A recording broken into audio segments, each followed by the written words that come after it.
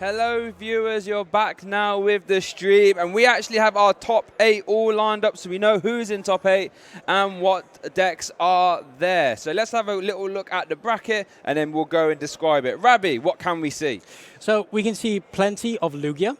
Like we said on the previous program, that it was going to be 2 Arc Duraludon coming into the top 8, but also the different decks into the top 8 are going to be the Hisuian Gudra and the Regigigas played by Sen Cowberg. Yeah, so we've got some real good games lined up here. So let's go bottom to top. So starting off at the top, we've got Edwin there, who's playing Lugia, versus Christian, who is also playing Lugia. We've got Milosk at on the second game there, who was also playing Lugia, versus Yuan, who's actually playing that Lugia Vikavolt, which I think we managed to get on stream, and that's a little bit of a spicy one, isn't it? Yeah, it's the age-old question again of, the little differences in deck. Does that make the huge, ginormous differences in the game? Do these differences win you the game or lose you it? It's going to be a really interesting matchup, that one, to see what comes out on top. Yeah, so that's going to be one interesting one there. As we go down to the sort of third game there, Alex versus Yuho. That is going to be an Arc Duraludon mirror. Unfortunately, they have ID'd themselves in and they have immediately matched each other. It would have been interesting to see how those Arc Duras maybe could have fared against those Lugias towards the top of the bracket there, but unfortunately, they have matched themselves. No, yeah, super unfortunate for both of them. Of course, they're going into a matchup with a mirror that it can be quite stalematey. It's going to be the small differences that are going to count in that sort of mirror match. Now, interesting to see with the Arc Duraludon facing against each other is that, these two players could have progressed if they had had these different matchups. We know why they play Arc Duraludon, to have a good matchup against Lugia. Also has, obviously, a positive matchup against Regigigas, if the path doesn't stick, of course, I must mention. Yes. But, unfortunate that they paired each other again, but, it's going to be interesting to see, when that Arc Duraludon comes into top 4, we know one of them will, of course. How do they fare going forward from that? No, you're 100% correct. And let's see what they would be matching if when one of them does get through. So we've got Sen versus Harmani.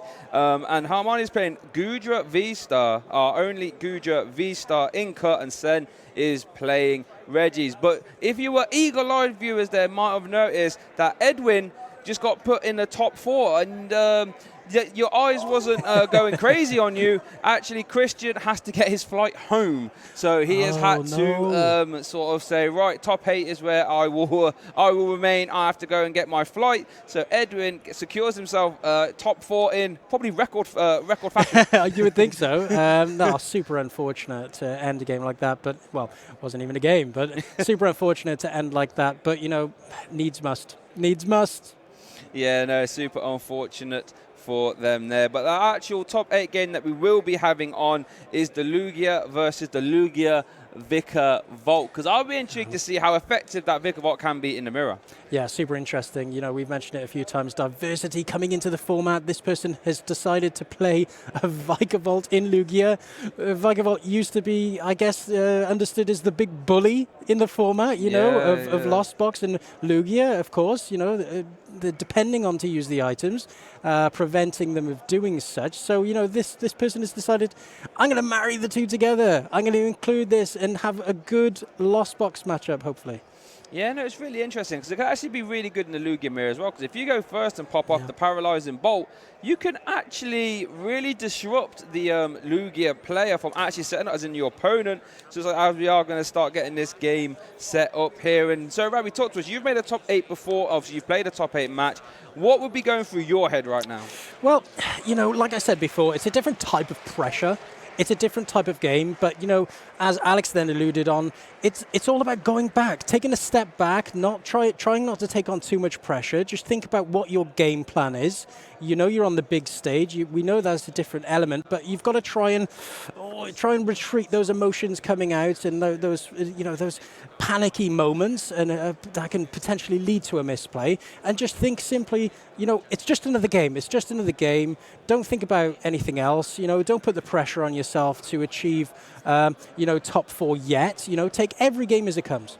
Yeah, I think that's a really good way of putting it. And it's almost like boiling the game down to its most simple equation, right? Because ties aren't going to exist. All you want to do is just play the person in front of you, and just win, for lack of a better term, right? No. That's all you want to do. So I'll be intrigued to see how this pans out for sure. No, yeah, of course. Like you said, all you can do is win. You know, losing puts you out of the tournament, more or less. You know, this is really doomsday for these players. You know, the pressure's building. You know, on the situation. You know, whoever makes this makes top 4 and then has a chance to make the final. You know, some of these players are building their stories. They're building their arcs. You know, for some of these players, it's a top 8 for the first time. For some not. You know, it's going to be interesting to see how things progress with these players and how these stories are built. Yeah, and you have to imagine they're going to be feeling the pressure there. You know, both players, you know, shuffling up. It could be some of the biggest games.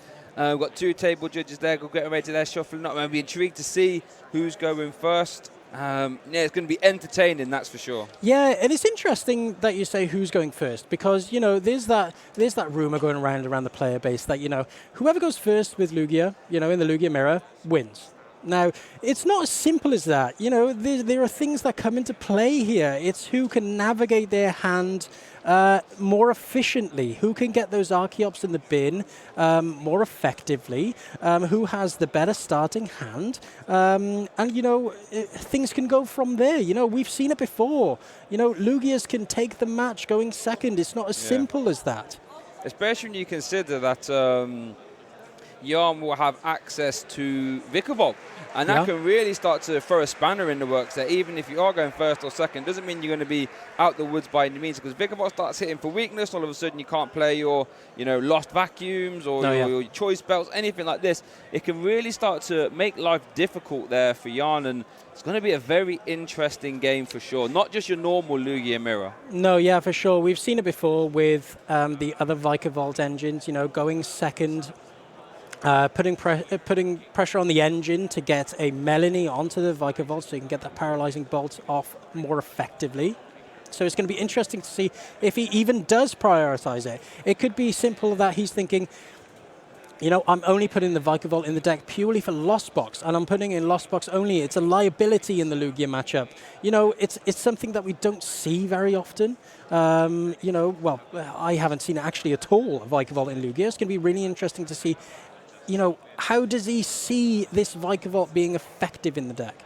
Yeah, I think it's going to be really effective, to be honest with you. If you just played a copy of the Zapdos as well to increase that damage, you know, when you start swinging that in for weakness, that could just start to get a little bit out of hand. And weakness and item lock, even item lock on its own can be devastating enough, let alone bringing in a weakness as well. So it's definitely all to play for here. Top 8 winner will go to top 4.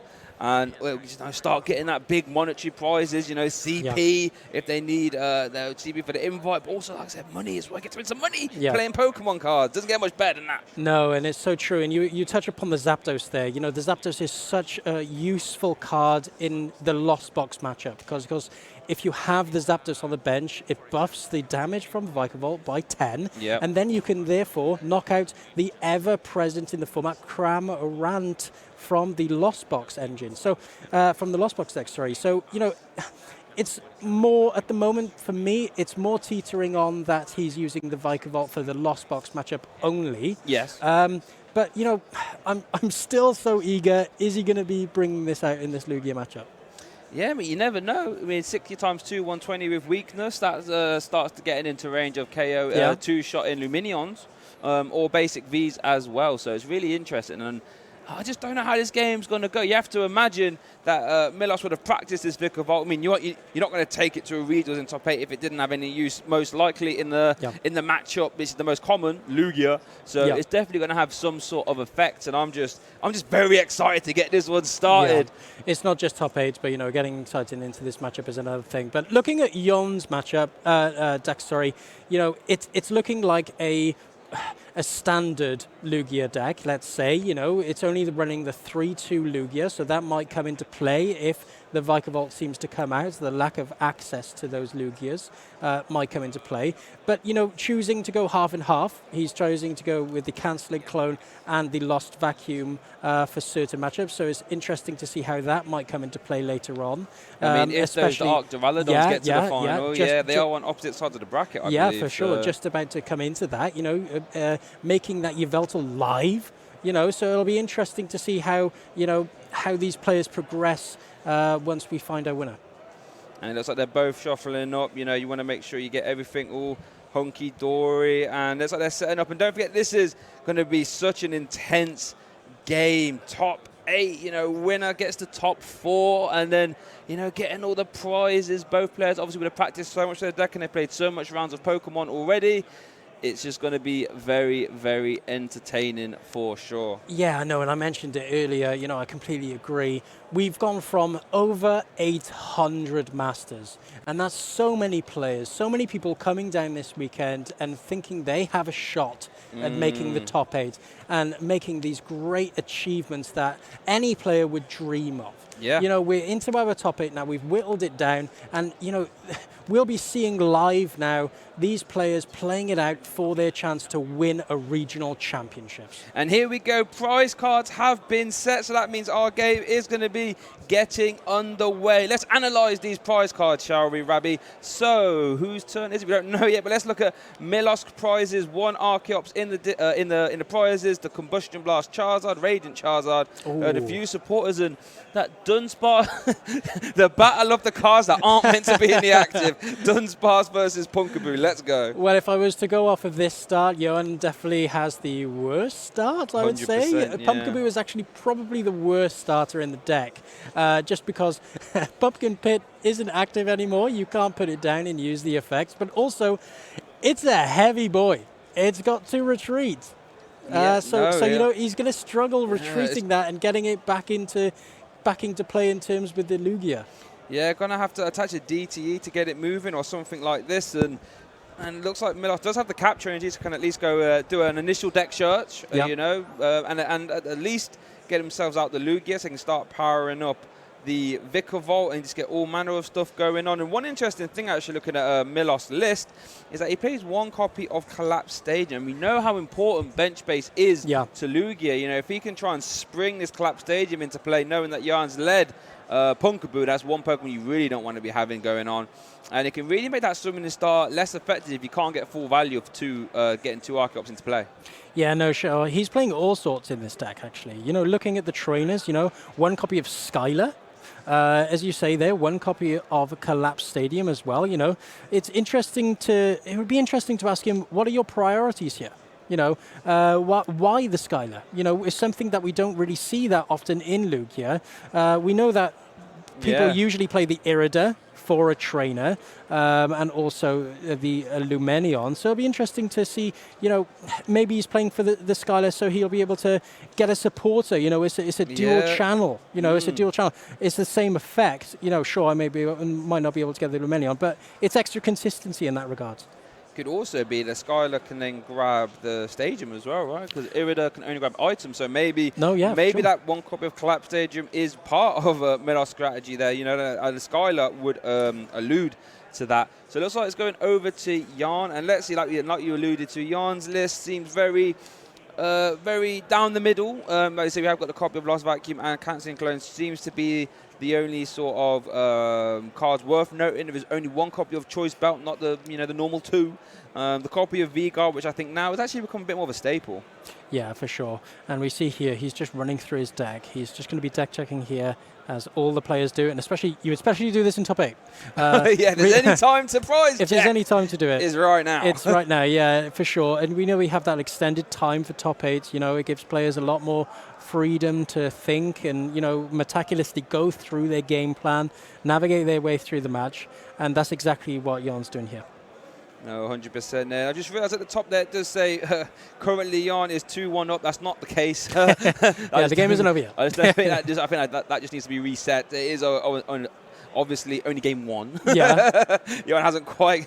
This top 8 game wasn't as fast as Edwin's. I hope so. I hope I haven't missed anything. Yeah. We see there just the discard of the Archeops. That will obviously be. So he's actually opting to get the Lumenion. Interesting here. So maybe his hand wasn't as good as it should be, let's say. And he's going to be opting to get that supporter, looking for an aggressive start. Yeah, it looks like it. And it's going to be a Marnie. maybe Now, not. talking about aggressive, it's almost being like, I want to draw a card, I'm going to try and limit your hand size as well. So, Oh, he's got the capture on you. he's got the capture injury, that's going to find the Lugia. So maybe you could argue, you know, as long as you get your Lugia down, you can play the Marnie, try and disrupt your opponent. And keep it moving. I don't think Milos managed to get an Archeops this card, I believe, did he? No, I don't believe so. So what we're seeing here from Johan, you know, he understands he's going second in the Lugia mirror. You know, maybe he's not looking for an aggressive start. He's just looking to disrupt his opponent as much as he can. And he's asking the question, look, I know you have the advantage here. I know you've gone first. You've got your Lugia down. You know, what's your answer here? Can you respond? I think that's correct. Like you said, you know, if you go in second, you have to, for the most part, if both people set up, the person going first is probably favoured. So you're saying, right, if that's the case, I'm going to try my hardest to make sure you don't set up. Because if Milos does get out the Vikavolt next turn, and Jan isn't able to play his Evolution Incense or his Ultra Balls, in fact, he's prized 3 copies of them in totality, he could struggle to get set up and start getting run away with it. And I wonder if Jan plays this Evolution Incense to preemptively take a Lugia V-Star in case Vikavolt does come down, but he does not, just opting to play the... Oh, we've got a quick ball here, so Evolution Incense for the Archeops, then quick ball for the Lugia. That's fine, he's setting up there, so looking to bench that second Lugia just in case. Now, interesting here, of course, as I alluded to, he's started the Pumpkaboo, and he is a heavy guy. He's got 2 retreat costs, so it's going to cost either a double turbo energy or 2 energy attachment from the primal turbo. It's not ideal. It's not an ideal starter. No, it's not. And like you said, if that copy of Collapse Stadium does come down, then it's going to lock up the bench. And I like seeing the double Lugia here. Something that you have to sort of do if you go in second, just to stop any, you know, Serena boss from moving Lugia shenanigans. So I think Jan's done everything you can do there. Even just without, when you've got the Pumpkaboo in the active, that's all which you can do. Over to Milos there, quick bullying away, a powerful energy, and I wonder what this search is. Yeah, sure. So I think, depending on how his hand is, it could be a Luminion, or it could be maybe an attacker, or maybe even that Vikavolt, who knows. But let's just see what he gets out here. I think, you know, with this Lugia mirror match, it's, you know, it's different. It's not going to be whoever goes first. Like I said, it depends on how the players sequence, how they prioritize their cards. So it'll be really interesting to see how Milos... Oh, yeah, going for the Lumenion there. So he's obviously going to be getting a supporter. Yeah, and I wonder what support he goes for here, just so we do see the score reset there to 0-0. All well and good. What do you reckon he's taking? But research is fairly safe assumption, or maybe a Marnie, maybe even the Skylar, if it's just one piece of the puzzle away. Skylar can just get you there. So I wonder what Milos will take. I would imagine it's going to be a research. You know, he's looking for the aggressive start. He won't be able to gust, unfortunately, if he does play another supporter other than boss. And it looks like it was a research. Yeah, so he won't be able to capitalize on Johan's start there. Now, usually the reason why players say whoever goes first is going to be... the Collapse Stadium comes down. Does huge. come down, yeah. So that means it's interesting. There's a little bit of counter synergy because the Collapse Stadium is strong because as it stands now, if the board doesn't change, Johan can only Summoning Star for 1. Yeah. But if Milos takes a KO, then Johan can actually Summoning Star for 2. No, yeah, for sure. But that would mean no more bench Pokemon at all. Yeah, that would mean no more bench Pokemon. But interesting for Milos, if he's able to get the Vikavolt out here, it could be even more punishing. You know, restricting Johan to only 1 bench space with the Collapse Stadium, great play.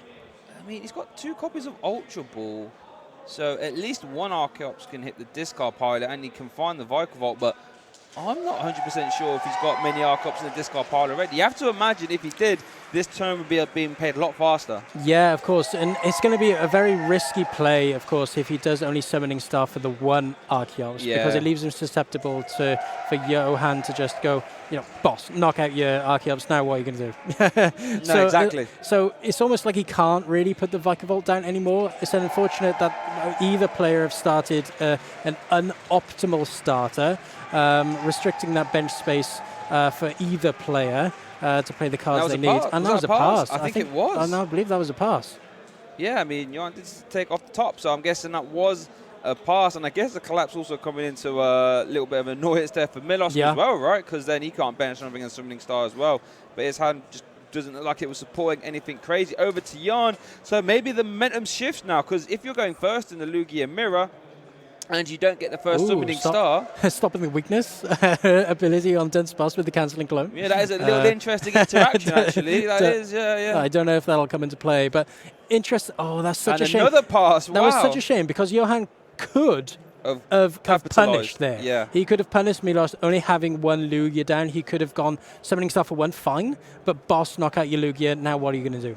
No, 100%, but unfortunately both players seem to be drawing a little bit suboptimally. Probably not the time you want to be drawing suboptimally, but this is where, these are the games, this is what we spoke to a little bit when we saw Demetrius versus our world champion, Andre, is that these are the games that separate, players, right? When you can, how you can maneuver around these suboptimal starts and not drawing well, because I mean, everyone can play Lugia when it's turn 2 summoning star, turn 4 Yveltal for game, right? Everyone can play Mew when you go tablet, choice about KO, right? But how do you navigate these awkward games where things aren't quite going 100% in your favor? No, it's definitely these micro decisions that make the game what it is. And, we see Milos benching the Lugia there, so only one more bench space. It's interesting to see if he'll go for the summoning star here. Yeah. He's attached for turn, so there's no attack coming.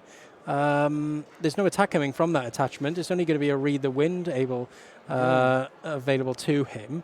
So you see there, shuffle the deck. This is almost like a mind game match here, No, it really is. It's interesting to see how this plays out. Yeah, I mean, the way Milosk is playing, he might be trying to develop the summoning star for one, but I don't know, like you said, it's a different animal, especially if you're going first. You don't want to be summoning star for one if your opponent is summoning star for two, because at that point, advantage switch. It is a Read the Wind. Yeah, it is a Read the Wind, so... The thing is, with Jan's board space, starting that Pumpkaboo, Milos might be saying, look, I know you've started suboptimally here, so I'm just going to build my hand. I'm just going to build my hand. I'm just going to build my board slowly, and then I'm going to strike at the right time. No, I think you're 100% correct there. And Jan just thinking, what do I do? I mean, Jan hasn't actually been able to do Read the Winds of Glorious Hand, because like you said, you led that Pumpkaboo. It's a Bird Keeper. Okay, Bird Keeper, good nice. Start, draw 3. We could see an Aqua return here, because that Luminion has got 2 energy on it and gets to draw 3. I wonder what's in the... So we see an energy, Charizard, more energy. Doesn't look like it's that great. I see a lot of energy cards and a Charizard. So we do see one more attach. That we can see an Aqua return there for 120. I can see him probably retreating into the Pumpkaboo again, but it's that we knew he played Bird Keeper. He hadn't used it the turn before, so interesting to see. So opting to use the Aqua return. So now Jan's in the same position with the Pumpkaboo. Yeah, but has got one more bench spot now, though. Yes. So Summoning Star, if you can draw into a Lugia V-Star, can get full value at 2. And at that point, Jan can start to go off to the race, as it were. As energies will just be flying out left, right, and centre. Over to Milos. I start to feel now Milos' time to, quote-unquote, faff about. The doors aren't to close on that. Johan has got a bench spot back, means Summoning Star full value is an option now. Let's see. Hopefully, you have to imagine a Read the Wind. Hopefully, it's given Milos some good...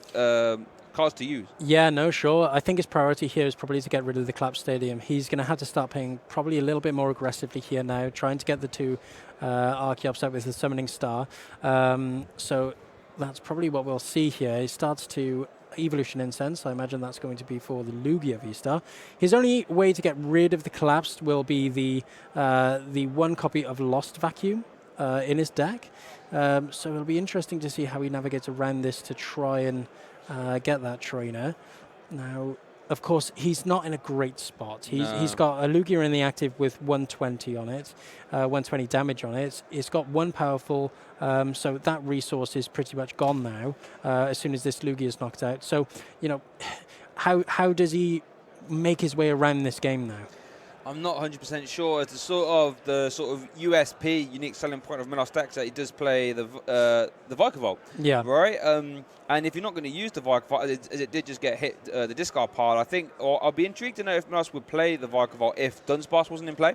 But since you're not playing the Vikavolt, you now have a suboptimal Lugia deck because you've got slots dedicated to this Vikavolt package that now aren't really going to be used. You know, we see the Vikavolt, we see the Zapdos as well, with the second copy of Speed Energy, which you have to imagine is there to support Vikavolt.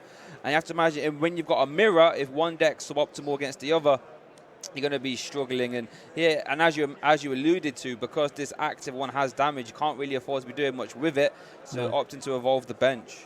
I think this is a great play here. You know, if he's able to retreat the Lugia without getting rid of the powerful energy, this will always be advantageous to, you know, keep that powerful energy in reserve with the bench Lugia, so he can use it later on for a large knockout. But, you know, if he was able to get the paralyzing bolt off, you know, although it stops Johan from playing items, he's still in quite a demanding position if he's able to get just one Lugia V-Star, because of course it doesn't, although his paralyzing bolt is extremely strong, it doesn't stop Primal Turbo. No, it doesn't. And I think that's what you're going to try and do with Lugia. I think one of the only reliable ways to try and beat Lugia regularly is to just deny the summoning star. As soon as it happens, you can item lock, you can do all this, that, and the other. Those energies are still going to come flying down. So let's see what Melta has fired off. Amani, I believe, trying to limit some options. But you have to imagine, if Johan's hand wasn't that great, he hasn't been doing a lot recently, you have to imagine giving him 4 new cards, 5 after the top deck, might be advantageous for him. As we see a pay retreat, actually, what's going to happen? And a retreat into the Dunsparce of all things, and I don't know what is, and a pass. It's a sacrificial lamb again. We're seeing it on stream, so you know, but Jan still needs to be able to retreat here. So we'll see how he plays this out. Now, interestingly enough, let's just mention this as well from the deck list. Both players play Raikou, amazingly Raikou. You can see that in the prizes from Johan. So, you know, starting that Pumpkaboo is also a disadvantage in that circumstance because it's just a simple one prizer. Now, we know the majority of the attackers will be 2 prize, but also a mix of the 1 prizes as well, with things like Radiant Charizard, amazing, where Yveltal as well. So a single prize knockout and accompanied with a 2 prizer like a Lugia V-Star with the lightning weakness is really strong. We're not going to see a Ram, are we?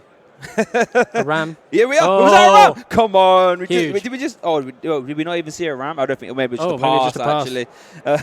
Maybe. How much damage is Ram do? That might have been Ram for 0. I guess if he did do... no, it would be a Ram for 0, okay, well. I was just about to say, if he did damage to it, at least he doesn't know that Milosh plays Charon's kit, but he could have picked that up. Yeah, no, you're 100% correct. So Jan just... They look giggling to themselves. They're definitely thinking, how have we got to this point then? We've done, both of us, really well, 10-2-2 records. We find ourselves in top 8, and all of a sudden, we're considering Ram like turn 4 and 5. It's so funny because, you know, you look at the Pumpkaboo, and as a Lugia player, you start it, and you think, 2 retreat cost? Really? Come on. Give me a break. Even playing it in Mew, right? There was a time we had to play it in Mew, and it was like, if you lead it, you're like, oh my goodness. Yeah, of course. And it's a double problem there, because you can't even use Pumpkin Pit. Exactly, which would have been quite helpful to get rid of this collapse staging, you have to imagine as well. Of course. But over to Melos, does actually evolve his second Lugia V, so only plays a 3-2 line. So that's, and who we see research gave it a Serena, an amazing rare Yveltal. You have to imagine now, can Melos be the first one to summoning star and maybe start to turn the clamps on? Yeah, sure. And you alluded to there, you know, it's only a 3-2 line, but of course he only needs 1. I think in the Lugia mirror, you know, you'll be prioritizing those single prize attackers to take advantage of the prize trade.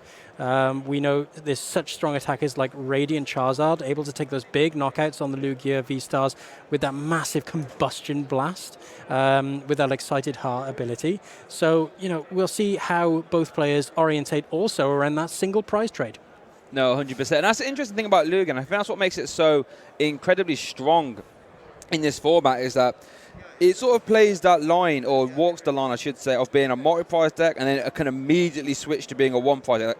Like, you can just use your initial Lugia V-Star, take 2 prizes with it, let's say. Once it gets KO'd, you then just go like Radiant Charizard, you can go Raikou, you can go Yveltal, and then maybe even close the game for Stoutland right at the end. So it's like, it can go 1 prize for so long, and wait, well, Milos just passed it over. Yeah, and we see the retreat cost there. You know, as we alluded to, you know, it's a painful retreat, but it's one that's going to have to be done. And now we see Johan here. Is he just going to be reading the wind? It's not going to be a read the wind. It can't be. This is... We're like 20 minutes into the so game. It is Read the Wind. And it says Read the Wind with a boss. Yeah, I That's know. such an important resource.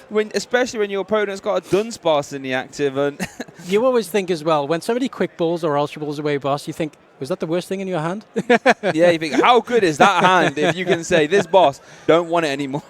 No, for sure. So we'll see here, Read the Wind. And this is what I mentioned earlier, you know, people say it's as simple as what is the coin flip, you know, I won the coin flip, I won. It's really, really not. It's all about how the game just pans out. Yeah, I think, who was it went first? Milos went first, I think, this game. But looking at this board, could you really say that and how this is going on?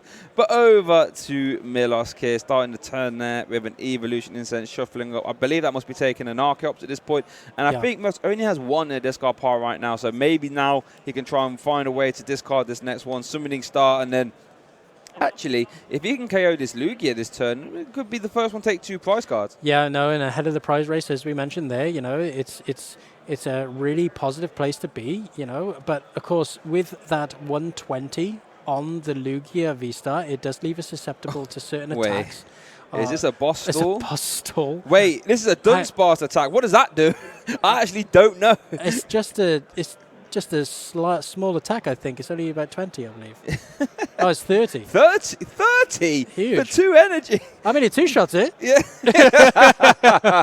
It 2-shots it, so, you know, whatever. The Battle of the Titans. And they're both shaking their head like, look at us.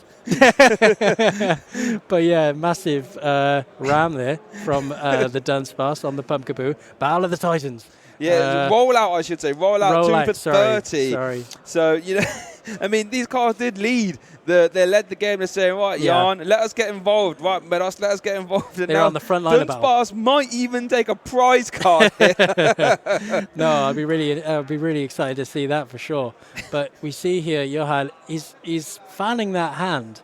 Unfortunately, you know, fanning the hand isn't going to change the cards that you've got there. No, yeah, you can try it. I've been there before. Like maybe if I shuffle up, look at them again, something better might appear, but not quite how it works. We were thinking, you know, Johan's had this unfortunate start, but, you know, Milos has only been able to punish this with the Dunsparce rollout thus far.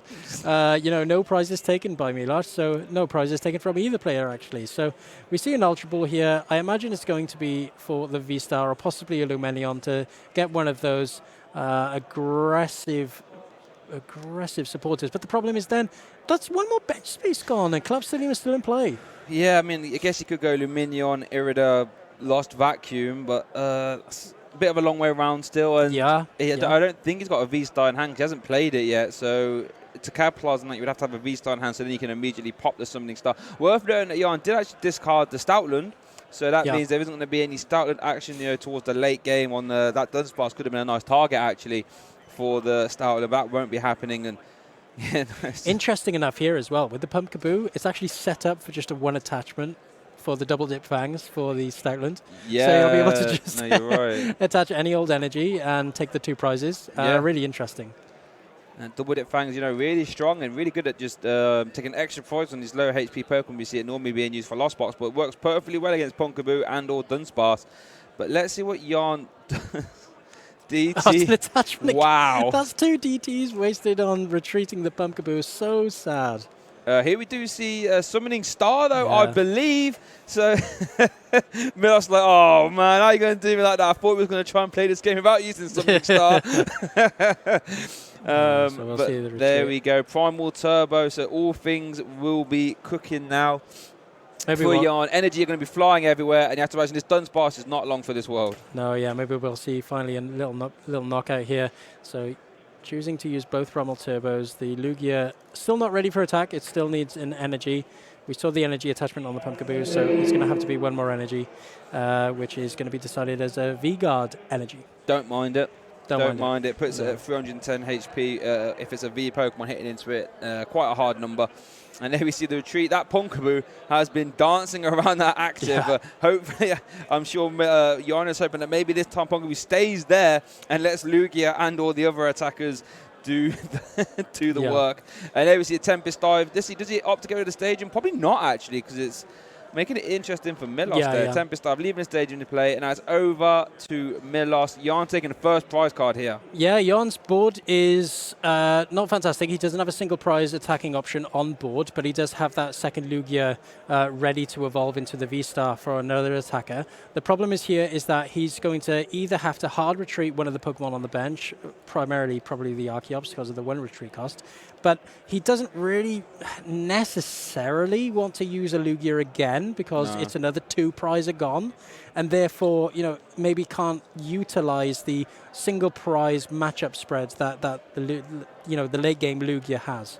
And there we see the summoning star from Milos now. So all the floodgates are open. You could argue now the top 8 game has started since both summoning stars have been used. Worth noting the collapse stadium, like maybe Jan was correct in leaving it there because then he, is this a concession? It's a concession. I think that's a concession, and maybe Milos just realizing I can't deal with this Lugia. This Lugia can deal with me. And scooping him up. And Jan takes a peculiar, I'd like to say, game 1 win, but a win's a win. You don't get bonus points for winning hard games or straightforward games. You just want to win the game, and that's what he is at now, 1-0 up. Well, they've got a little stream story for sure. I mean, I started Pumpkaboo, he started Dunsparce, and then we carried on from there. And then there was a bit of a rollout. It's a bit of a slow start to the game. However, able to see it out in a way, but of course, we're going into a game 2 here.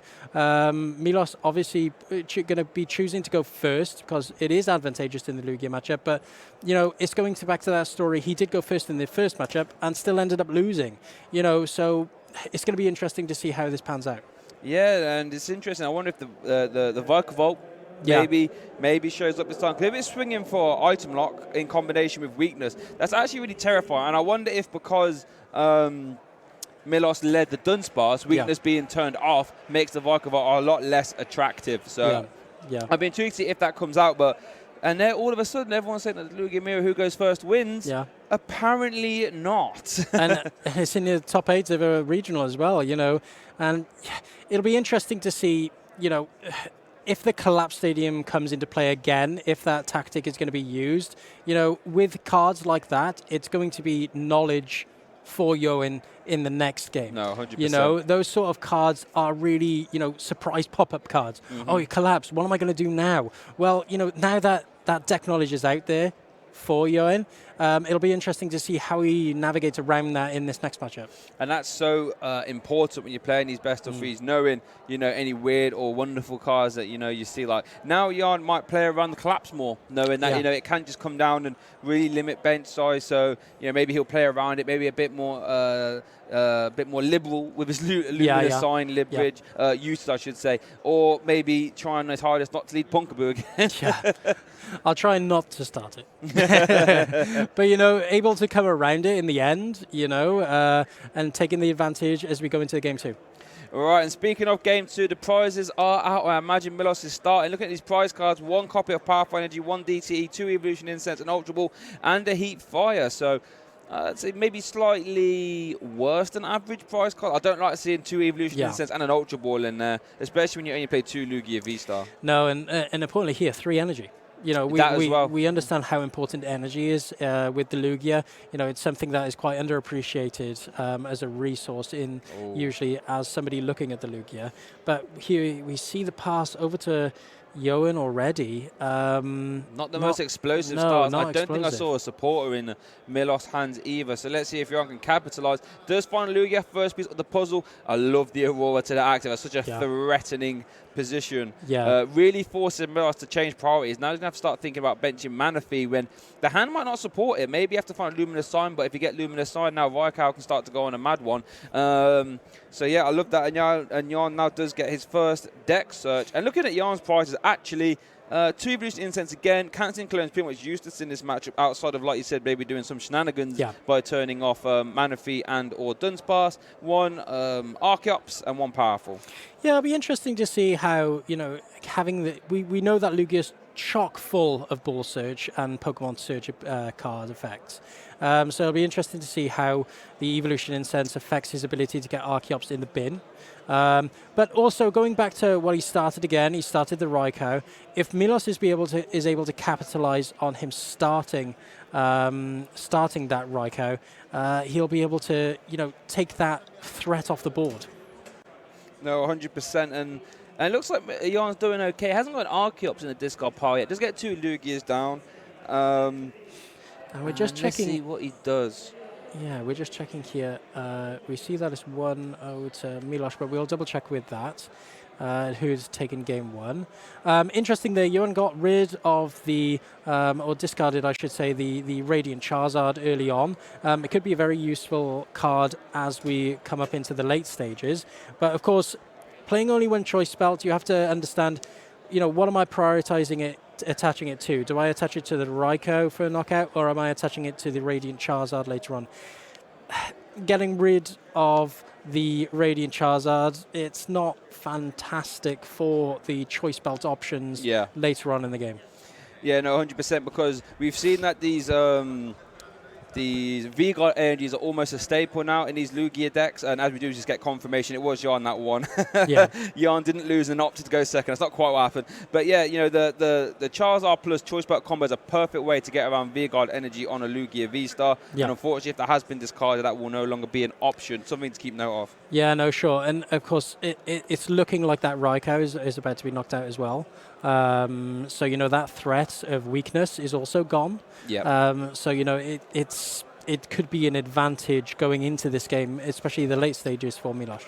Yeah, and it looks like this, I could argue, is what a Lugia mirror should be like. It looks like, I imagine, we're going to see some summoning stars. I think Milos actually has to still get some Archeops in the discard pile, actually, before he can maneuver around on a big summoning star. Oh, And that's exactly right. Oh, that's huge. My goodness. If Jan can capitalize here on Milos' slow start, he can move an amazing shot into the active 240 damage. If he can find his choice belt, actually. If he can find his choice belt, it's a 3-prize turn. It's a 3-prize turn, and that would be what a statement to get yourself in top 4 there for Jan. Let's see what he can manufacture here on this turn.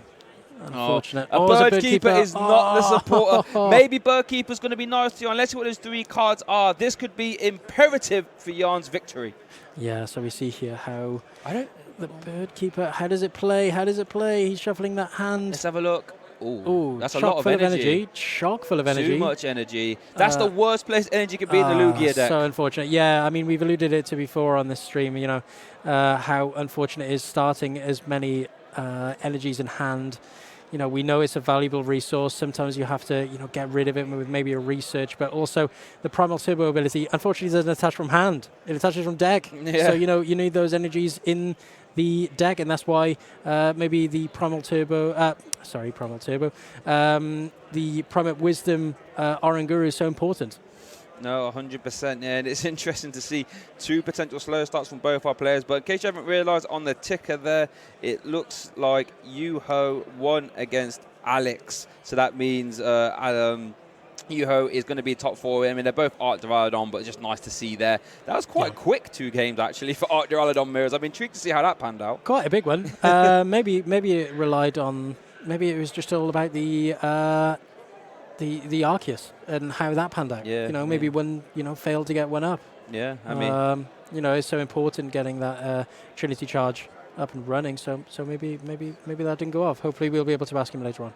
And it looks like Milos starts then attaching Aurora to the Yveltal, and it looks like he was picking up his discard pile and looking for it. I wonder if he's considering a summoning star for 1 here, and that is exactly the case. This could be important. Granted, Milos does get the first summoning star and can maybe get the first 2-prize knockout, but it's only going to be with 1 Archeops. If Jan can take out this Archeops, Milos will be stuck just attacking with this Lugia V-Star. But I don't want to say I like the play, but it's a sort of play you might have to do when you are 1-0 down in top cut. You can't really afford to just keep read the winding or just sitting there and waiting to top that's something good. You might have to make some plays you otherwise wouldn't do, because if you want a spot in top 4, you might have to be a little bit more aggressive. Sometimes your hands are tied. Sometimes you have to do it, to keep up with the either the prize trade or the momentum of the game. And we'll see a knockout here, wow, actually. and takes out a KO on the Lugia V-Star. 3 powerful energies. Now forcing Yarn to have another Lugia V-Star and get those Archeops in the bin, all while,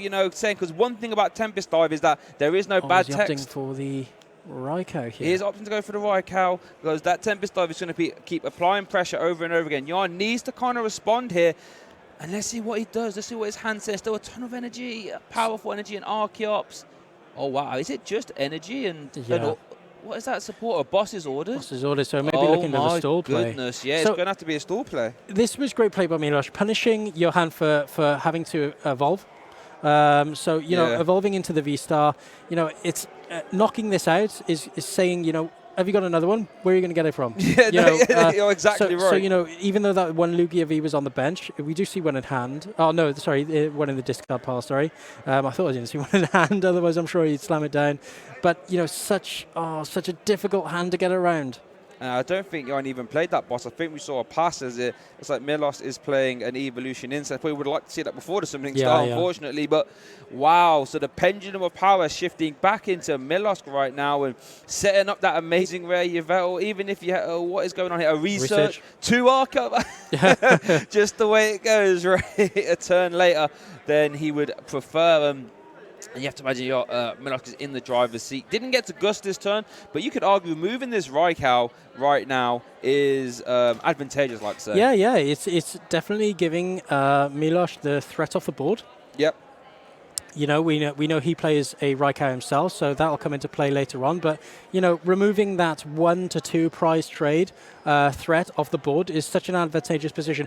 And going back to Summoning Star, we go, Summoning Star for 1. That's not optimal. But Milosh has made the hard decision here. He's identified that Johan is in a bad space, and he's optimized totally. No, 100%. You're sort of realizing, Yarn can't be drawing that great. Yarn only plays 2 Lugia V-Star as well. So if you sort of know that, or maybe got an inkling of that, you could say, right, if you're dead drawing, what's the odds on you being able to get these Archeops in the discard pile and evolve? And he's been slowly setting up that amazing rare Yveltal there to just sort of come in, and whatever happens can just auto take a KO. And Yarn is really pressured here. We know his hand's full of energy. What did he top deck? Does get 1 Archeops in the discard pile. Has he got a research? A research was off the top. Milos has said, let me see those goods get in the discard pile. That's a ton of energy. I'm not even sure if there's going to be enough coloured energy in Yarn's deck to attack with that. But I imagine since he benched and attacks, he probably does. But energy is so important in Lugia. Yeah, Milosh definitely in the driving seat now, I think. He's only on 3 prizes left. So, if he's able to take a knockout on this Lugia next turn, it's only just 1 prize. Concession! Yeah, we see my goodness. Writings on the wall there. Woo-wee! Milos getting rewarded for that super aggressive play of that Summoning Star. When we saw it, we did think, that could be a little bit suspect, but I really appreciate that play from Milos there. Being 1-0 down, saying, I can't just sit around. If I want to get in top 4, maybe in the final, I'm going to have to take some risk here and hope that Yarn can't capitalize, and he couldn't, and now it's an even series at 1-1. It's an even game. Game 3 of top 8. As we said, did one of these players feel the pressure a little bit more than the others? Are nerves playing a part? Are they able to hold in the event, the occasion, and just play a game out as best as possible? These are the moments now that really separate the top 4 player from the top 8 player. No, 100% be able to navigate yourself through these games where things aren't going well, or even being able, like you said, just control your nerves, keep that down. And I have to imagine, if this was me now, I'm just thinking, right, I just have to play this one game of Pokemon trading cards here. Don't let the big cameras or the lights or the pressure. Just say, right, one game, play it, and let's see what happens. But wow, big credit there to Milos for taking that risk there, rolling the dice, as it were, and it came up heads for him. Going to a game 3, baby, game 3. No, it's so exciting. I wish I was excited, but the thing is now, Johan's going into this game going first. 100%. So he does have the advantage, and not only that, but game 1 he won going second. So this was always the advantage that he was going to have if game 3 was going to arrive. So it'll be interesting to see if finally, we spoke about it doesn't always matter going first, but will it matter this time? You have to imagine we're not going to see 3 quote-unquote Lugia mirrors where Summoning Star is like a turn 4 for, right? No. We can't really, or Summoning Star for 1. You have to imagine law of averages that we might see a more traditional Lugia mirror.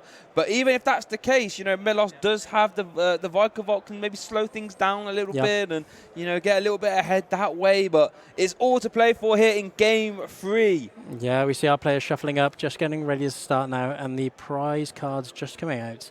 Let's give this a little review. Okay, so let's start on the left. Milos there, 2-3 energy against Skylar. Lost Vacuum is an interesting one, considering that is a 1-of, so to Skylar, and a quick ball. And then over for Jan, we do see a research. Is that a Dunsparce? It's the Dunsparce, yeah. And Archeops. Yveltal's an interesting one. Yes, Yveltal could come into play. Like we said, the single prize trade-off, let's say, is always a factor in these games. It's always a factor in the Lugia mirror match. Who's going to utilize their single prizes better? And as we see here, prizing the Yveltal doesn't help. Also, the Dunsparce not able to shut down the weakness. The weakness of the Lugia. So, maybe we could see some Raikou shenanigans from Milos. Raikou or Vikavolt. Yeah, of course, definitely. No, yeah. So maybe that's where we see, maybe that's Milos' game plan if you go in second, right? Like, when I'm going second, maybe I can try and slow things down. But Jan immediately does get an Archeops in the discard pile. Hasn't been able to do so far, and gets one to hand. So you have to imagine, probably has a way to discard this one as well. Yeah, sure. And we speak about weakness. Milos has started our Zapdos. Yeah. The Pokemon Go Zapdos, of course, buffing the damage of all lightning basic Pokemon by 10. By 10. So, that could come into play. It'd be able to Paralyzing Bolt for a massive 120 on a Lugia V-Star. So we'll see if this Vikavolt finally comes out to play. We do, and Jan does get 2 Archeops in a discard pile and a Lugia down, looking like a more traditional first turn for Lugia. Like I say, a law of averages, we're probably not going to see a turn 5 Summoning Star again or whatever it was, but you never know. So far, Jan's looking good. Still has an energy attachment as well, still has his Oranguru to use, that Primate Wisdom to see extra cards, and I think we saw a little bit of a laugh there from Melosk. I think he's saying, so this is how the deck works, is it? It's a strong start, but unfortunately, starting the Oranguru is another bad starter because it's a 2 retreat cost again. He's another heavy boy. So it'll be interesting to see how Yoen plays around that. Right, let's see what Milosk can cook up then. Speaking about bad leads, the Zapdos, if you're not looking to use Vikavolt, you could argue maybe that the Zapdos, again, is a bad lead. I believe it does have a 1 retreat cost. No, it has got a 2 retreat cost, sorry. That's going to be hard to maneuver around as well. I'll tell you, it's been the battle of battle of who starts with the worst Pokemon. Yeah, literally. We've seen Oranguru, we've seen Zapdos, we've seen Dunsparce, we've seen Punkaboo. But let's see what Milos can cook up here in this game 3 for his first turn. It looks like he's doing a little prize check here, trying to work out, what's in the deck, what's available to me. You have to imagine priorities, though. Probably having to get down 1 or maybe even 2 Lugia. Yeah, no, and I think the key thing here for Milos is that, he doesn't play any Birdkeeper. Yoan does, so it'll be interesting to see if that comes into play. And Ultra Ball getting rid of an Archeops and a Punkaboo as well. Getting them straight to the discard pile. Love to see it. And that's what Milos takes here. It's interesting because there's always that debate if you go in second. Do you put down 2 Lugia? Because odds on a Lugia player being able to discard 2 Archeops, get a V-Star out, and then use their supporter as a boss and or Serena to get the KO on the lone Lugia can prove it's quite unlikely.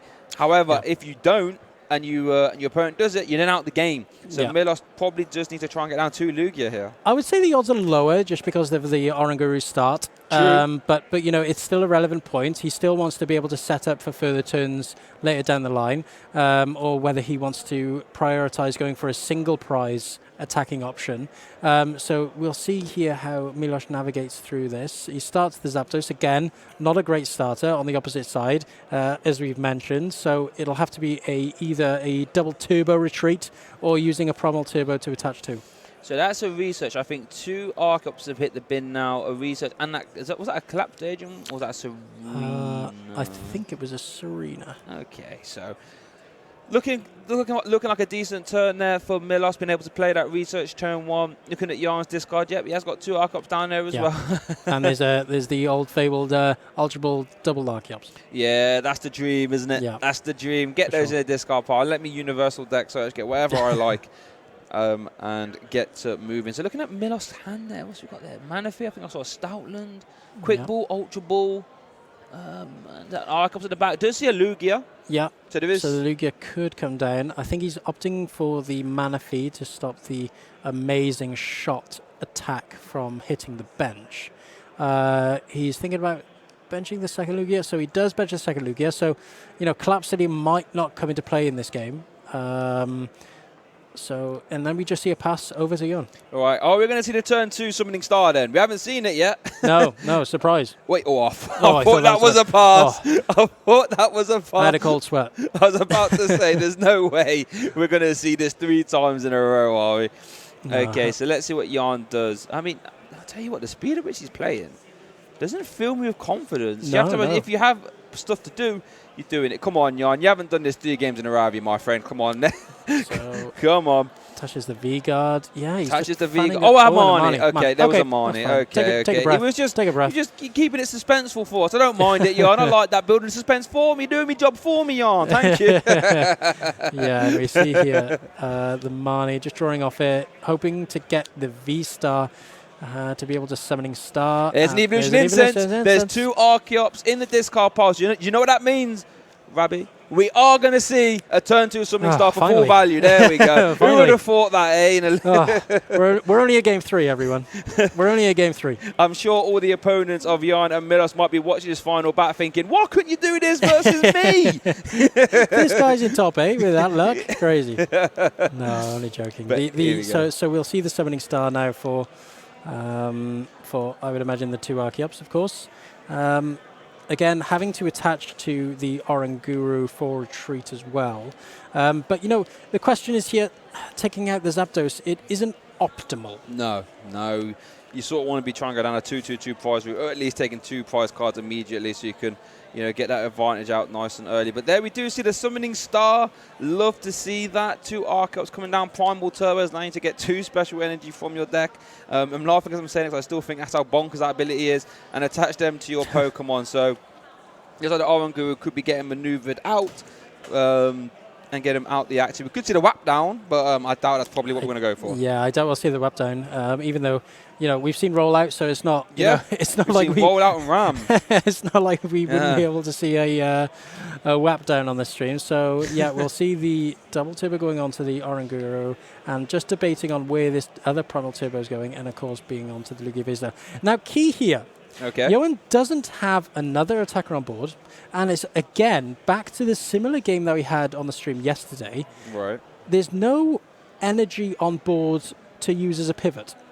Yes, and we did see that over time grind down. Yeah. So it could grind down these resources from Johan, but, we do know that he plays a Birdkeeper. That might come into play, that might come into effect for him later on. But, whether he has it in hand, whether he has a Luminion in hand so he can activate it and go into another attacker, it's asking for a lot of resources.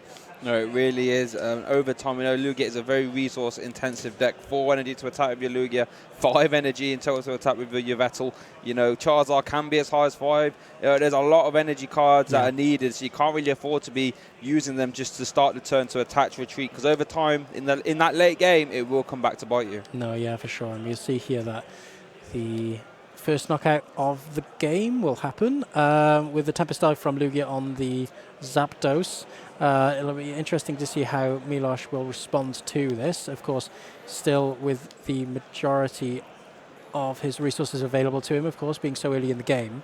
So we'll see here. Oh, opts to promote the Manaphy. Interesting. Wonder what's going on there then. That you have to imagine the hand can't be that great. I mean, we're not going to see I don't even know what it was. Aqua Splash or something? That's not going to do anything. So, what's old Milos cooking up here? Doesn't play a Birdkeeper himself, does he? No, he doesn't play any switch outs, so it's going to have to be a manual retreat if he decides to do so. So interesting to see how he's going to go through with this game plan. The only thing I can imagine is he's setting that up because it's got a 1 retreat cost over the Lugia. So maybe he doesn't want to attack with a Lugia here. Maybe opt into attack with a Raikau. Yeah. Or maybe the Vikava. Or the amazing rare Yveltal. And in which case the mana fee is easier to maneuver out the active. Yeah, no, good point. So energy already in hand. So we'll see here now. Primal turbos are ridiculous. We'll Look at what's just happened. That's it. Always surprises me. It does. It always surprises me because they're able to get these massive energy costs. Just they make it look so realistic with the primal turbo. 5 energy, we can get that in a turn and attach one to the active and retreat as well. What's all that about? Yeah, no, don't worry about it. It's a playline I didn't even see. It's not something that it's a pop off. Yeah, it's a real pop off. What a power pendulum turn! So even though Jan was the first person to take the summoning star or get to the summoning star, I should say, Milosk is the first one to take 2 prize cards, and now he's 4 prize cards away from his spot in top 4. And, again, it's going back to asking you, and, you're with your board state, what can you do? He's got 2 Archeops and an Oranguru on board. He's going to have to start attacking with single prize attackers because he's got that Yveltal in the active. So, how would you think Johan is navigating through this? Right, how is Jan navigating through this? A good question. I imagine Amazing Rare Raikau might be the best option. He hasn't got access to his own Yveltal, and you don't want to be taking 5 energy to sort of take 1 prize card. I mean, you could, in theory, use Radiant Zard here as well. What you don't want to do is just leave another 2 prizer in the actives position for Milos to get a little swing at. And like you said, it's going to be the battle of 1 prizes now, almost like when you play against Lost Box, who can break that 1 prize lock first. But yeah, Jan's a very interesting position. I mean, there's definitely not going to be any Lugia action now because there is no bench Lugia V, so it's going to have to be a basic Pokemon. Let's see what he can manufacture here. We see a quick ball, so he will have his choice of attacker. Let's see what he prioritizes. Yeah. So he could go for the Luminion. He could get Luminion and then go for the Birdkeeper, switch, and then Aqua Return. But he's still in the same position where he's left with no attackers on board. Yeah. If, he is unable to get one from either drawing into it from the Birdkeeper. So we'll see here. Well, the benefit is, of course, that it'll only cost 1 Primal Turbo ability if he's to use the Luminion. Yes. He can just attach a simple, he could just attach a Aurora with a double turbo. Yes. So, he actually fails, I think. Oh, no, he didn't. Oh, sorry, I thought it was shuffling. Looks like it's just a primal turbo. So that's the discard pile. No, because he quit ball for the Luminion, right? Maybe he's doing some primal turbos. Oh, maybe I didn't see him take the Luminion. So attaches powerful, thinking about it, to the Archeops. He could decide to attack with the Archeops here. It would be obviously so costly to him later in the game, losing a primal turbo. So deciding to attach here for the Primal Turbo to the Remelion, you'd imagine, with the 1 Primal Turbo, using the other to turn attach to retreat. Interesting, completely forgot that the double Turbo energy wouldn't be able to knock out this Yveltal. Oh, yes. 100 damage, so... Yeah. No. Good point there. So, I'll see I wonder what Jan's going to promote on this aggro turn. Probably the Oranguru. But I would imagine so. I don't think he would be in a great position if he... sacrificed one of these Primal Turbos. Yeah. But I tell you what. And a research off the Oranguru. Nice. I was about to say, if that's all Jan's turn was, just an Aqua Return into the Oranguru, it leaves his board very dire with not a lot of stuff going on, but resources in the hand. But Jan does successfully find the Professor's research and draws 7 cards, and he's not going down without a fight. No, not going down without a fight. He needs to prepare also for next turn. If Milosh is able to attack next turn, it leaves Johan in a very vulnerable space. And now he, of course, sacrificing the Oranguru. That's absolutely fine. But it's leaving him, when it gets to his turn, with just 2 Archeops on board. No, 100% here, and it's real interesting. I wonder if Milos could try and maybe get to an Amazing Rare Raikau plus boss turn, KO in. Yeah. This is actually a prime turn to get rid of an Archetype, because there's no energy on the board. Yeah. There is no like Lugia with a Tempest dive getting ready to just keep barreling down on you. I wonder if that's what Milos is going to try and prioritize. We see the capture energy there. That'll definitely help to get the Raikau. So just fanning through his deck here, maybe he sees this play that we just mentioned, being able to knock out the Oranguru, but also just soften up the Archeops, or maybe even, like you said, even more deadly play. Gust up one of the Archeops, take advantage of the weakness, and knock out the Oranguru on the board. Yeah, you think that would be a really strong turn, but that would rely on a boss's orders being in Milo's hand, because you cannot lose minion for it. We do see the Raikou come down. Yeah. I think sort of the ideal scenario would be just swinging into the Oranguru. I think that's the most realistic scenario, but the boss's orders, if can be woven here, I think could be absolutely game-defining. Yeah, for sure. So we'll see the Primal Turbo here, who, opting, just going through his support account. Yeah, seeing what he's got left. Seeing what he's got available to him later on. We'll see the Primal Turbo. We'll see what he prioritizes as an attacker in this situation. Of course, Raikou, it's so versatile. We see him opting to attack with a Primal Turbo. Archeops, interesting. I mean, I don't mind attacking with the Primal, with the Speed Wing. If you have a boss's orders, I feel as if swinging into an Oranguru with an Archeops, I don't know, I'm not really sure I'm a huge fan of that. And it looks like using the second Primal Turbo just to grab one Aurora energy onto the Raikou. I wonder if he's even got enough energy to do that amazing shot, because it's a very an energy-intensive attack. And wow, yeah, we just see the Speed Wing. Interesting. Wow, okay, wasn't expecting to see this. So what can Yarn cook up here? We just talked about removing Archeops from play, and maybe Yarn can actually remove Milosk's Archeops and see if he can close this game out. Wow, I did not expect to see that turn, but can Yarn capitalize here and, do something deadly? I guess, with Milosh's board, he does have two prizes on board. Yarn's board is, although it's sparse, it doesn't have any two prizes on it. So Yarn can still take advantage of that if the cards let him. But first of all, he will have to retreat this Archeops if he's deciding to attack with anything else. We know that the Bird Keeper is still available to him. Whether he has in hand, we're unsure. So how he takes himself through this, what is his game plan, it'll be interesting to see.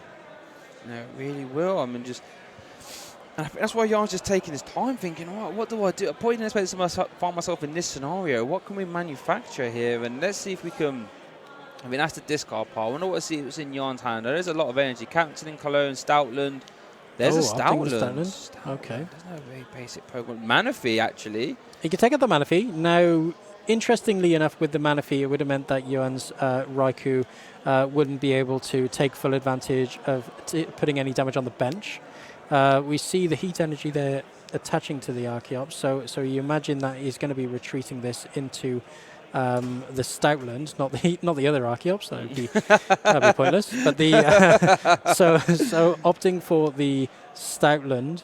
Now, of course, with the Stoutland, although the Double Dip Fangs is such a powerful attack in terms of prize trade, it does require a lot of resource in terms of powerful energy. No, it does, and it makes it sort of a double-edged sword. You have to sort of commit to it, and you don't really want to imagine. Wait, he's not going to do it. Is he setting up for a wild tackle here? No, surely he's go for. I don't know. Maybe he does go for the wild tackle. 4 for 220. Maybe he hasn't got a boss. It looks like he is Look like he's getting ready to attach 2 energy. I don't mind it. Even just removing the Archeops, putting Milox down to. I think he's debating it, isn't it? Yeah. I wonder. Maybe he hasn't got access to Gus and just has to carry this Archeops, but doesn't want to do it with his own Archeops. Oh, no. Okay. Does only attach 1 energy, so it will be double dip fangs. You have to imagine you wouldn't do this if you didn't have a boss's orders, though. Well, the double dip fangs is doing 80 damage right now, so like you said, it can take out the Manaphy quite nicely. And we see, I think with the attaching of 2, it would get ready for the wild tackle for next turn. Maybe. But and there's the boss's orders. Yeah. He had the boss, so he's going to take 2 prize cards on this Manaphy, and then Yarn's going to be 2 prize cards away from winning. And let's see what Milos can cook up. Does still have access to both his Archeops, though, so probably can use whatever attack he wants. outside of Yvel, obviously. And let's see, what do you think Milos is going to try and do here? Well, I think taking out the Stoutland is a great play, but also taking out, I think it's too late maybe to knock out the Archeops. Yeah. You know, we know that we're approaching the end of the game, and that's probably why Milos decided to attack with the Archeops. You know, it's a one prizer. I'm going to start the single prize trade and start attacking with this. I'm not going to prioritize, you know, one of these. I can take, you know, the game with just having one Primal Turbo available to me. Interestingly enough, with Johan, you know, now that he's on only 2 prizes and leaving Milos with 3, Johan can effectively win next turn if he's able to get the attachment and a Raikou choice belt. Yes, that's a good point, actually. 100% sure, yeah. Or even can KO an active Archeops and then KO the bench Raikou as well, right? That would work if an Archeops stays in the active. You have to imagine that's probably not going to happen, as we do see the Combustion Blast Radiant Charizard come down. Probably the ideal attacker in this scenario. Big, hefty, 160 HP, and can swing for big numbers. Such a great equalizer in these sort of scenarios. Yeah, like we alluded to before, you know, Lugia has such great versatility in its deck with the engine of Primal Turbo, able to take full advantage of some of these great single prizes, regardless of the attack, because of the, as you said, the absurd ability of Primal Turbo. No, you are 100% correct. So let's see what Milos can cook up here. I like the pressure from Yarn that he's applied there, saying I'm only 2 prize cards away. Does still have many ways to navigate. Did take the Amazing Ray out of the prize cards as well, but I don't think he's going to have enough resources to attack with that now. And let's see what Milos does. Look like he's going to pay retreat cost on that Archeops. Has only got 1 retreat cost. I'm going to probably promote the Radiant Zard and only needs 1 energy to attack with it, right? Yeah, I mean, like you said, you know, with the Raikou. And it's in hand. Yeah, with the Raikou, it was such an easy way to take 2 prizes. He could have just knocked out the Amazing Ray Raikou on the bench if an Archeops had stayed in place. So I think realistically the only options for Milos in terms of attacking Pokemon were either the Radiant Charizard or the Raikou itself. No, I think you're 100% correct. Milos doing everything he can here. I feel like that is the correct play. And putting the pressure back onto Yarn, you know, evening up the prize. Oh, going down to 1 prize card, actually. So that means Milos could be 1 prize card away from his place in top 4. Yarn is currently 2 prize cards away from his place in top 4. So now this is getting to the nitty-gritty endgame scenario. Yeah, yes. this is a bit nail-biting now. And I mentioned that he could have attacked with the Raikou, but of course he wouldn't be able to take the knockout on the Stoutland that he needs to. Yeah. So, you know, he needs to use this Charizard for his, the maximum damage of 250 for the Combustion Pass. And here we see Johan start his turn. Okay. Does he have it? All right, here we go. Can Yarn take his... we see the Raikou. Oh, we still see a Raikou. We see Ultra Ball, so that could find... Luminion. Luminion for boss. Does it? Wait, but he needs energy in hand to retreat. Oh, you are correct. You are 100% correct. Oh my goodness gracious. This is a weakness of the deck we've seen all weekend, is the use of resources for retreating. You know, it's such a strong, it's such a weakness of the deck. You know, it's really shown in this matchup now, and it's possibly taking the game away from you, man. Yeah, and it's sort of thing you can afford to get away with once or twice, but you don't want to have to be constantly the whole game paying retreat from attaching energy from hand, because it can get costly and you're not guaranteed to have energy in hand. And wow, so Yarn is, I mean, is there any other way of thinking about it? So, no. I mean, you could go for a stall play. I mean, I guess the problem is, you know, with 2 Primal Turbo on the board, it's likely that Milos will be able to attach and retreat anything anyway. And plus, all of those Pokemon attack as well. Yeah, so you know, they all have strong attacks. It's unfortunate that, you know, with the Raikou, you need both Primal Turbos to effectively place energy on it, unless you have the energy in hand, of course, only requiring 1. But in this circumstance, you know, it's really unfortunate. I'm intrigued to know if Yarn had the Raikou in hand. Maybe could have benched it last turn, but I think here we do see some Primal Turbos. Okay, let's see what's happening.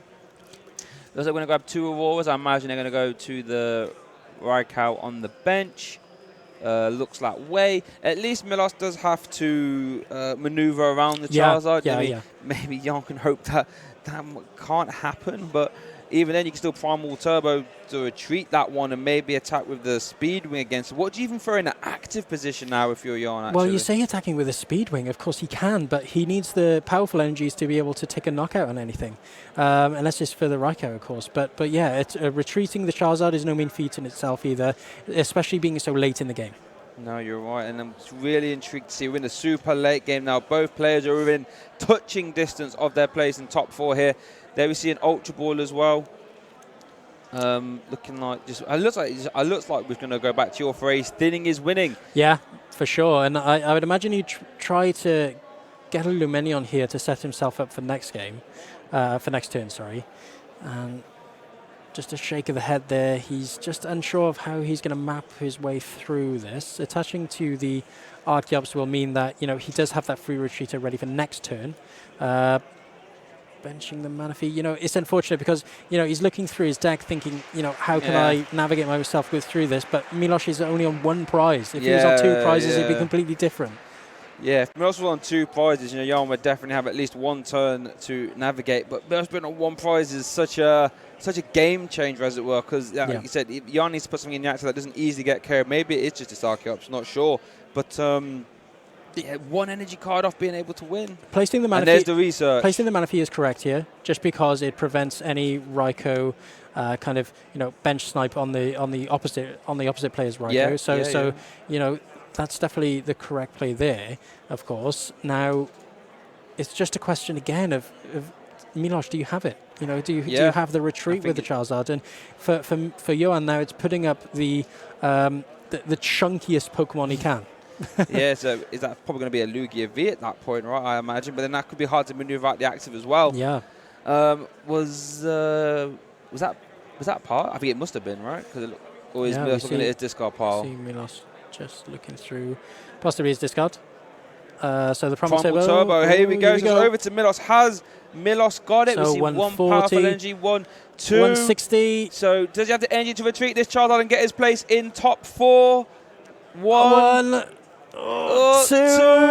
And I think that does it. That does it. Yeah. Milos can now pay retreat on that Radiant Charizard. Attack with Speed Wing, of all things. Speed Wing, I think, is apt for this best of 3, securing Milos his place in top 4. What a strange best of 3 it was, but commiserations to Jan. I think navigated the best of 3 really well, considering he didn't really draw the greatest through some of that. But massive congratulations to Milos there, securing his place in top 4 with his Lugia Vikavolt deck. No, he can take a sigh of relief. I think looking at that game, it wasn't a normal Lugia game. No. So, Milos taking that win, top 4. Look at that, he's dancing on them. Love to see it. Clapping his way into top 4. And doing it in real interesting fashion there, being able to navigate